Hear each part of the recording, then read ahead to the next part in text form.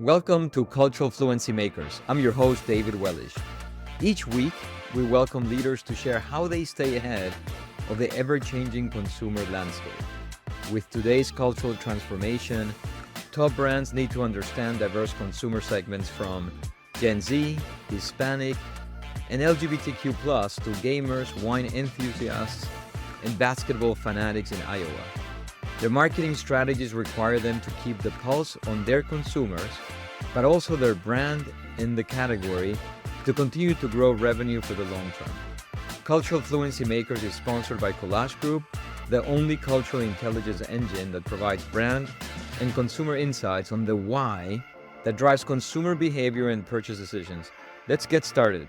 With me today is a creative and purposeful brand marketing professional with a career that spans both sales and marketing across a wide range of categories, from dishwasher detergents to skincare, chocolate, and crackers. With experience working in the UK, the US, and global markets, she brings a unique perspective on what it takes to connect with consumers across cultures and industries, which we're going to talk about a little bit more. She described herself as always learning and energized by working with great people to achieve great things, a mindset that has guided her success in building brands and driving growth throughout her career. She is the marketing excellence lead in the US at Mondelez International. Sally Barton, welcome to the show. It's great to have you. Hello, I'm so happy to be here. I'm excited about talking to you. Well, thank you. Let's go in. Let's dive deep here. And so you, Sally, you've worked in so many different countries and geographies. We're going to focus initially in the U.S. And as you well know, the U.S. has gone through its own pretty transformational changes, demographically, but also consumers are more fragmented than ever, more polarized than ever. Changes taking place in the last 10, 15, 20 years. And in most categories, diverse consumers are driving so much of the growth and also influence. Given all of that, what do you see, Sally, as the role for cultural intelligence or cultural insights for consumer companies like Mondelez? So I think it is very central. I think with all of our brands and, our brands are heritage brands. They have been around, many of them, for over 100 years. You think about Oreo, Triscuit. They've been there for generation after generation. And you don't have brands as strong as that lasting for so long without that understanding of cultural insight and understanding the people that we're trying to serve. So for us, when we think about our brands, we always start with the consumer. We always strive to deeply understand them. And that also includes, all the insights around not just who they are demographically, that's very surface level, but who are they culturally? What do they and their families enjoy doing? What do they hate? Where do our snacks play a role in their lives? What are their passion points? What are their frustrations? And especially in today's age, I think it only increases this idea of really understanding culture because, it's moving so quickly. And it's where, more and more as brands seek to cut through, we're striving to be relevant to consumers. So we're really striving to understand culture and where, we can show up, where our brands can show up, and where they have an authentic right to play. So a very long question because it's probably something we can talk about and we'll talk about for a while because it's so deeply important for our brands. And so, it's important because, to your point, it allows you to go deep. And I think in this world, I think that probably unlocks growth, and it's really important and it's fast paced. Sally, what's hard? Like, what is challenging about this? When we think about what's hard, speed often comes into it because we are, and we're moving so quickly as a society. We know that, people get 10,000 messages a day. and that, are trying to cut through and be relevant to consumers. So I think understanding culture at the speed of culture and being able to participate in culture at the speed of culture means that we need to be able to understand quickly, respond quickly, and have the mechanisms in place that enables us to do that. So it really comes down to, how we're set up internally and how we're listening externally. So I think speed is one of the big challenges when it comes to showing up in culture.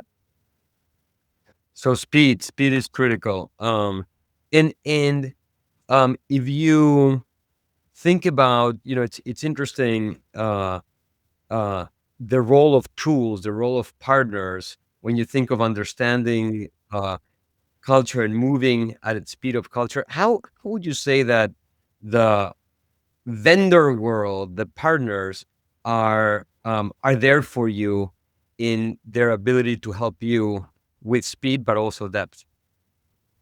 I think it's critical because I think, it's a team effort to understand and to really dig into culture. I think, the brand teams alone, it's very hard to stay on top of everything without having all eyes on the insights, leveraging all tools or processes to look externally and to keep an eye externally. Because by the way, our brand teams are also managing a lot of things internally and they're managing, what the P&L, the supply chain, innovation. There's a lot of things that we're managing all at once. And so we really rely on our partners to collaborate with us on bringing those insights to the forefront as and when, we see something that's important and resonant for us. So, they help us with the tools that allow us to listen at scale. And then, it's not only listening to what consumers are saying and doing, but then being able to translate that into an insight, into a so what. So we rely on our partners to help us listen, to help bring the important messages to the top, and then to collaborate on the so what, on what's the strategic plan that's going to enable us to leverage those insights and actually do something about it to, make an impact with our consumers. Do you feel that the ecosystem is innovating at pace? I think in some respects, and I think one thing that we do at Mondelez that I'm very proud of the team and how they operate is how we bring our social listening and our social organic content to life. So we partner with Dentsu, they're a great partner of ours, and we actually have people who are operating really, really like they're part of our team, like they're a Mondelez employee because they are empowered with the voice of the brand. They know the brand deeply. They know the tone of voice. They know the personality. They know the history of the brand. And they're empowered to show up in our organic social. They don't have to go through a million approvals to talk to consumers.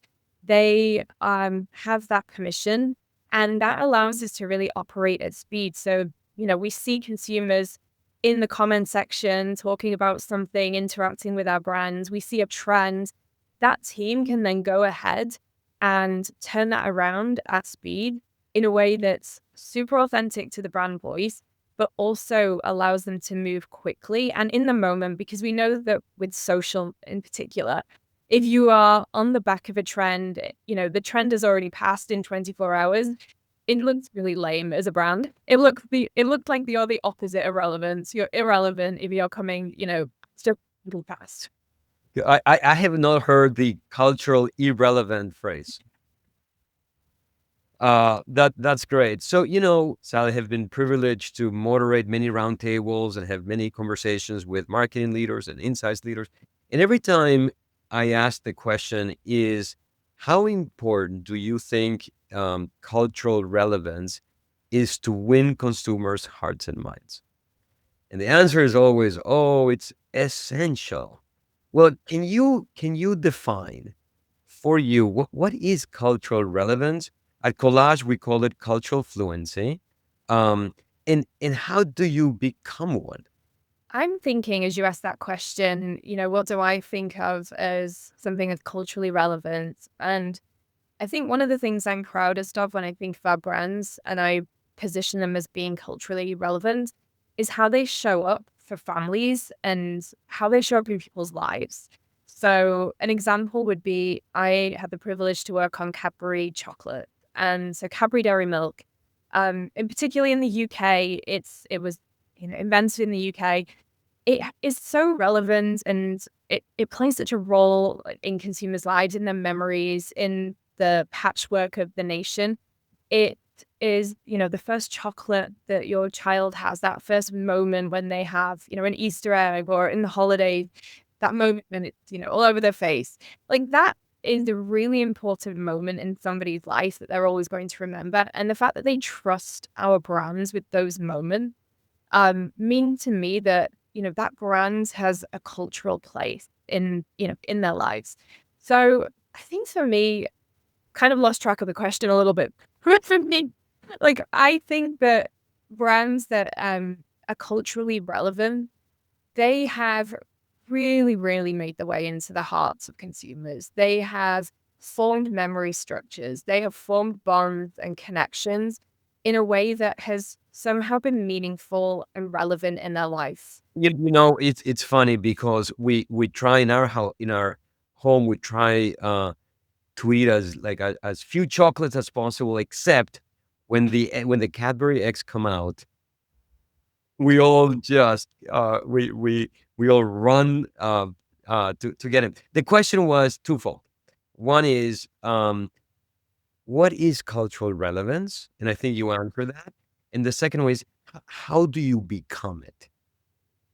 How do you become it? It's when you're that use case that you just talked about, so difficult to get there.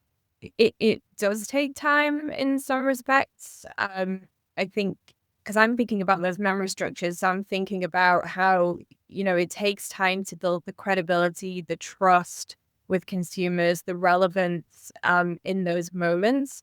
And I think that brings that loyalty. I think, showing up consistently for consumers, showing up, in a way that really builds that trust and they believe, this is a brand for me. That's a measure that we always look to have, that consumers associate with the brand. So I think part of cultural relevance building is building that long-term consumer trust. So, Sally, we have a metric, brand cultural fluency, and we measure over 1,400 brands around cultural relevance, and we break it down into ingredients. And I think you named maybe or five of the ingredients, which is great. Let's talk about AI. I mean, how could we not, especially on this day where, it's an interesting day in terms of AWS and the impact that something goes wrong and all of a sudden it's like more powerful than electricity almost. What is your perspective on the evolution? How, what is it currently impacting in your world and really both marketing and insights and how is it evolving? Yeah, I think honestly, the way it's impacting my life, firstly, from a productivity perspective, I think at least 3 times a day, I say the phrase, AI must be able to do this. I'm always looking for ways that actually we as humans should not be expending our energy on things that feel very manual, process driven, that could be automated. So, for sure, and I'm sure many people listening are in the same boat. We're all trying to find ways to be more effective. So that's the biggest one from the start. And I think, it's helping us to alleviate some things like, drive speed. So, being able to, for example, an innovation, it can help in those early stages if you're ideating a concept, just using it to generate, different sentences, words, things like that, that kind of help build that process forward. So that's just an example, but I think, there are many ways in which, we're looking internally to pilot AI to improve efficiency and to improve the way in which we can, I talked about the big challenge earlier with speed. If that's one of the things we're trying to solve for, then AI can help us get there faster. So it's a very exciting time. We have, we're very much a test and learn environment here. So we like to pilot things, test them. When we see them work, we adapt and move quickly. So yeah, but there's a lot happening, and a lot of it is still in test mode, but we're looking to walk and run as soon as we can. I'm gonna go a little deeper around two use cases and get your thoughts. The first one is creativity, advertising. Um, what's your sense? How is that impacting the creative process? And do you think that consumers are ready for it?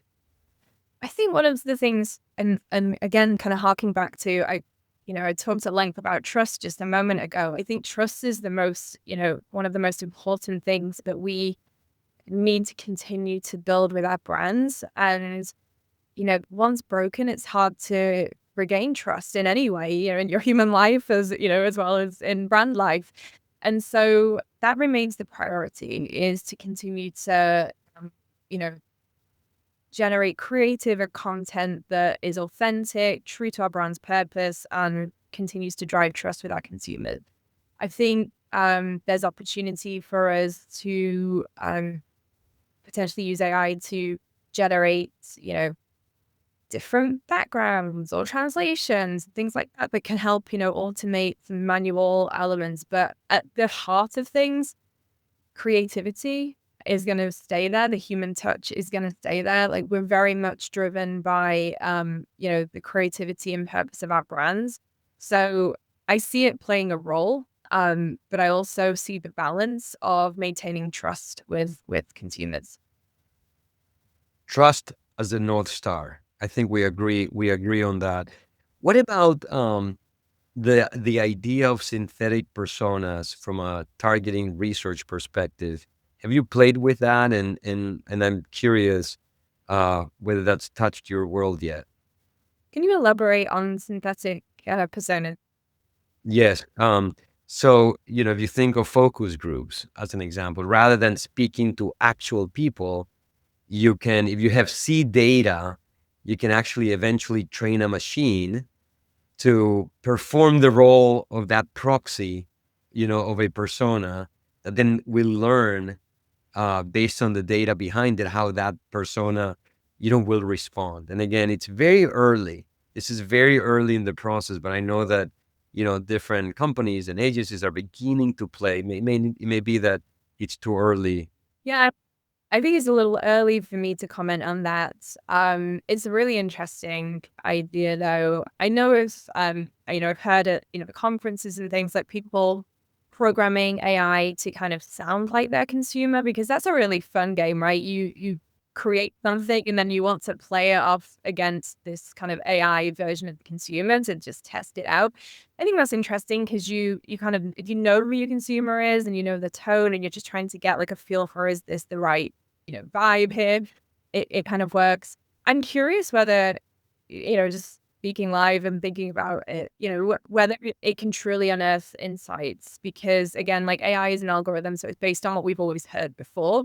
But if you're trying to generate something that's maybe new and you're trying to kind of explore new territories, how much can AI kind of support that versus the genuine, fresh perspectives of real humans? That's just me ideating in this moment on this podcast. Yes, yeah, and it's very interesting, and we're beginning to just sort of play and test, because we are sitting on so much cultural proprietary data.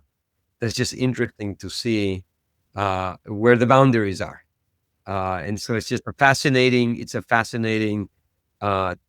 test space. Sally, you've worked across very different categories, everything from, as we said, skincare to chocolate. What have you learned about what it takes to uncover consumer insights that actually cut across industries? Firstly, I highly recommend like working across different industries and categories, because the learning curve is so great when you do. And I remember, I started my days at Reckitt Benckiser working on household products, and then I made the switch over to working on food. And I was working on one of their my early creative campaign and was talking to my teammates, and I was kind of working on the brief, and I said, well, what's the reason to believe in this product? Because that's always what I did, with dishwasher tablet. The reasons to believe were how effective it was and all of the science that we have behind it. And my colleagues looked at me and they were like, it's chocolate. With no reason to believe, you just feel it. But I think understanding like the very different nuances of the category, like the very practical and scientific and effectiveness driven household category versus the emotional, the feeling, the nurturing of the food category. Just that was a really great wake up for me in terms of how you to think differently about the different categories. I love that example. I mean, it's a really great example, and I'm trying to think. Sure, what's the functional benefit of chocolate? I'm sure there's a very good path. I think what I can justify to myself when I'm eating chocolate. There's a real benefit. That's a very important that's a very important function. And so this we just talked about cutting across industries. What about geographies? How do you balance? I know you've worked globally as well, so there's always, especially in our limited budget world, scale. Scale is so critical. Yet, you got to win locally. How do you balance the two? What are some lessons learned there? Yeah. Um, I think an interesting example would be I moved from working on Cadbury in the UK to working in a global Cadbury role. And, some of the big markets are India, the UK, Australia, South Africa. And one of the things that I learned when working on Cadbury is that all of those markets, all of them kind of felt that Cadbury was their own. Like historically, and to be accurate, it was made and originated in the UK in Birmingham, but India saw it as their own. Australia saw it as their own. It really had grown. This attachment in the countries and in those local areas. So it very much felt like we had to, think about what was culturally important in those different areas, in those different regions. So while I was working on Cadbury globally, and some of the things that remained constant and consistent were the purpose of the brand, like why it exists and why, what its mission is, what it seeks to do in the world, the core of the product, the quality, and all of the kind of things that make the foundations of the brand. But it would absolutely show up in a way that was relevant to, Australian audiences versus Indian audiences as we think about, where they are in, in their economic situation, like what the different reasons are to eat chocolate in the different regions. So that was the balance. It was like, what's true to the brand, what's consistent, and then how do we show up coherently across the different regions in a way that makes sense to that audience. Sally, I'm sure that those skills are so relevant in the US, because of the diversity of the consumer base. I mean, it's you just can't be monolithic anymore here. And I was gonna say, I think it comes down to listening. And to be honest, that's something I learned when I moved to the US. I started working, when you're new to something, it means you can't do anything but listen. You have to listen. You have to listen to consumers because I really didn't know. One of the brands I worked on here was Triscuit. Triscuit doesn't even exist in the UK. So I had never eaten a Triscuit before I came to the US. So for me to work on that brand, I had to listen. And so I think it really, again, like where we started the conversation comes down to we start with the consumer and you have to listen and dig below the surface and listen to what they're saying and really understand what they're feeling. Fantastic. We have learned from you. We want to take a few minutes and learn a little bit about you. So maybe starting with what inspires you, what motivates you every day to do what you do, Sally? So I love that no 2 days are the same. That's important to me. And I think, honestly, the thing that inspires me, if I kind of go a little bit beyond that, is I love culture. I love art. I love poetry. I love theater.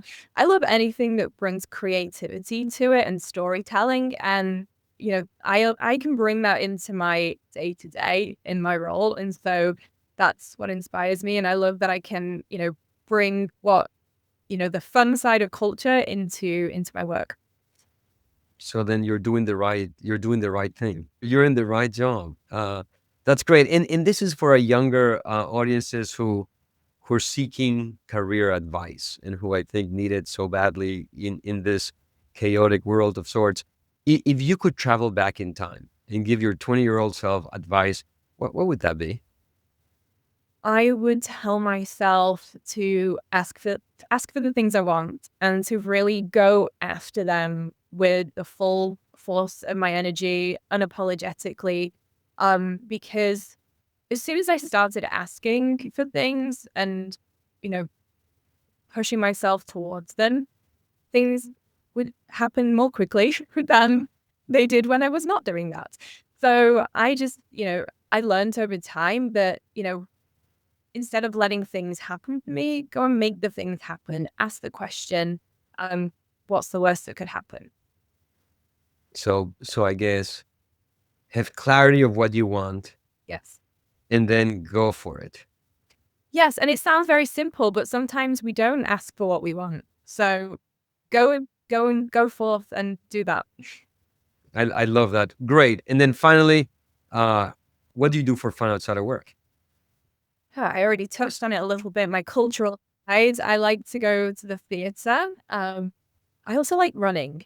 I do a lot of long distance running. So I ran my first ultra marathon last year. I did 50 miles and then I publicly said I would do 100. So now I have to, and I'm saying it again here, so I have to at some point train, train for that, but not right now. Maybe next year. That is remarkable. Wow. First, congrats on the 50, which is remarkable. But then even wanting to beat yourself and go to the next milestone, that's remarkable. So this marks the end of our session. And I really so appreciate you spending time with me and our audience. It's really been a pleasure. Same here. I really enjoyed this. Thank you for having me. Thank you. And this has been another exciting episode of Cultural Fluency Makers. See you next time. That's a wrap on another episode of Cultural Fluency Makers. Thank you for joining us. Please share your comments and what you would like to hear more about. Be as specific as possible. For show notes and more, please visit culturalfluencymakers.com. This show is proudly sponsored by Collage Group, unleashing the power of cultural intelligence to fuel brand growth. Please follow Collage Group on LinkedIn, and we will see you next week.